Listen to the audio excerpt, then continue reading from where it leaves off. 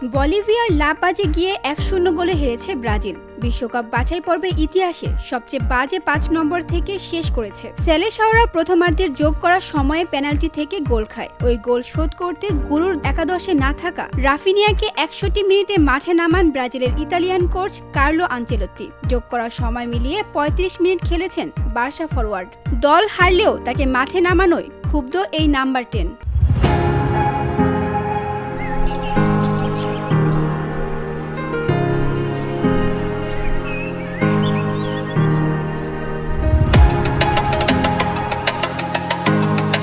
সংবাদ মাধ্যম দিয়ারো স্পোর্টস দাবি করেছে, ম্যাচটি গুরুত্বহীন হওয়ায় মাঠে নামানোয় কোচের প্রতি ক্ষুব্ধ হন রাফিনিয়া। ম্যাচটা হয়েছে সমুদ্রপৃষ্ঠ থেকে ১২,০০০ ফুট উঁচুতে নির্মিত স্টেডিয়ামে, যেখানে অক্সিজেন স্বল্পতায় ভোগেন সফরকারী দল।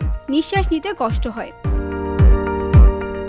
রাফিনিয়া ৩৭ মিনিট খেললেও খুবই ক্লান্ত হয়ে পড়েন। আনচেলত্তি যেখানে রিয়াল মাদ্রিদের ভিনিসিয়াস, রদ্রিগো ও এদার মিলিতাওকে দলেই ডাকেননি, সেখানে রাফিনিয়া বলিভিয়া ম্যাচে বিশ্রাম পাবেন এমনটাই ধারণা করা হয়েছিল। তাকে সেই বিশ্রাম না দেওয়ায় কোচের প্রতি বিরক্ত হন তিনি।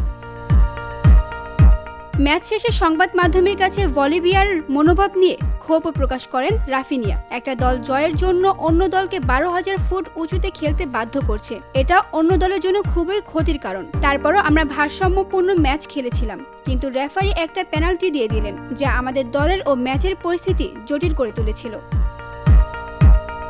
ভিওরি বাংলা নিউজ ডেস্ক।